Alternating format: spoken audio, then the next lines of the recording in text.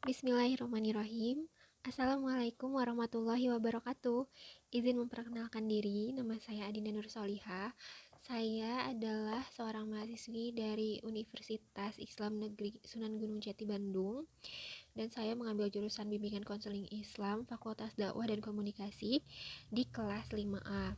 Untuk selebihnya, saya adalah seorang putri tunggal dari sebuah keluarga sederhana yang tinggal di Kota Sukabumi.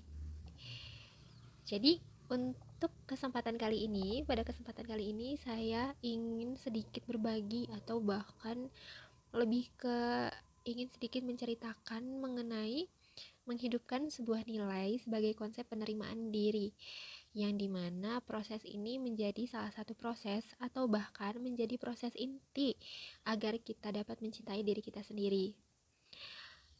Tapi sebelum itu, penerimaan diri itu apa sih?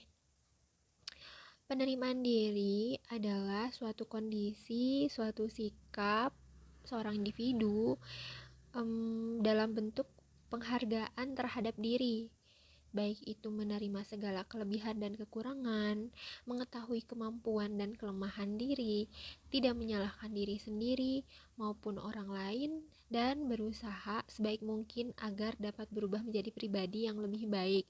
Itu adalah konsep penerimaan diri gitu ya.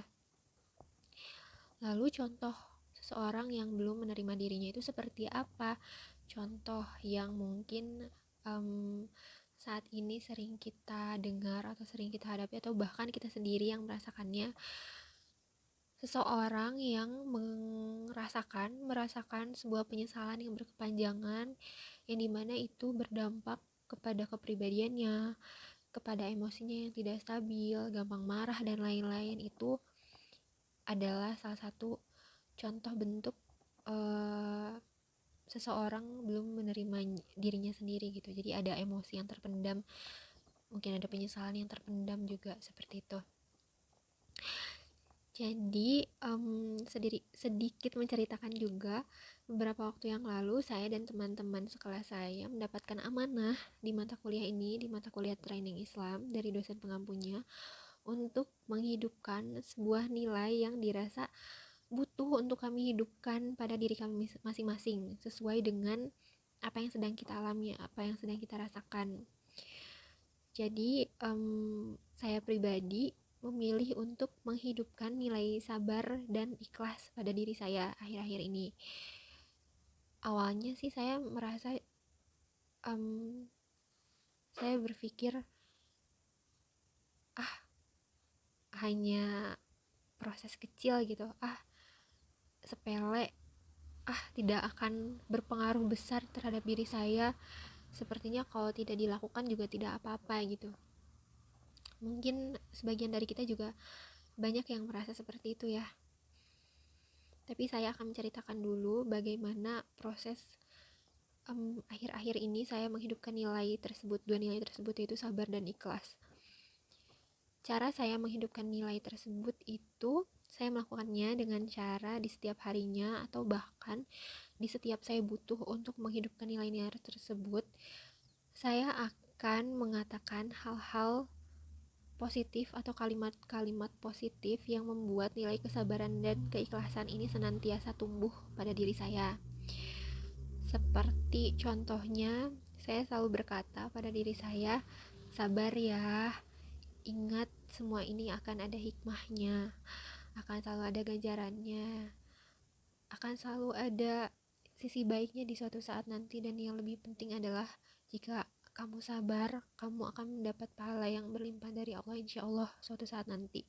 Saya selalu mengatakan hal-hal itu kepada diri saya gitu. Ayo, kamu pasti pasti kuat, pasti bisa. Kamu pasti bisa ikhlas, kamu pasti bisa sabar. Bismillah. Saya selalu berbicara kepada diri saya untuk menanamkan nilai, untuk menumbuhkan, menghidupkan gitu ya, nilai kesabaran dan keikhlasan ini. Itu semua saya lakukan sambil mengelus-ngelus diri saya sendiri, seperti saya sedang menenangkan orang lain. Pokoknya saya mengajak diri saya sendiri untuk berkomunikasi dan menenangkan diri saya sendiri, seolah memang saya sedang membantu orang lain gitu. Jadi Setelah saya menghidupkan dua nilai ini beberapa waktu belakangan, beberapa minggu ini, jujur memang saya sedikit banyaknya merasa terbantu dengan itu. Saya merasa, oh ternyata pengakuan terbesar dan paling berpengaruh dari nilai-nilai itu adalah justru dari diri sendiri, yang sebenarnya sering kita lupakan dan tidak kita sadari gitu. Walaupun memang tidak dapat dipungkiri, kita juga kadangkala butuh orang lain untuk membantu menenangkan diri kita gitu, karena kadang diri kita yang merasakan emosi yang tidak stabil, menjadi tidak rasional atau sebagainya gitu. Memang kita butuh orang lain, tapi cara ini juga tidak kalah penting ternyata dan tidak kalah membantu. Sayangnya yaitu kita sering melupakan hal tersebut begitu. Dan untuk kedepannya saya ingin terus konsisten untuk menghidupkan nilai-nilai positif yang ada pada diri saya, dan saya harap akan bisa lebih mencintai diri saya lagi, dan dengan itu saya bisa selalu menyebarkan aura positif pada sekeliling saya. Itu harapan saya dari proses penerimaan diri ini dengan menghidupkan nilai-nilai positif tersebut.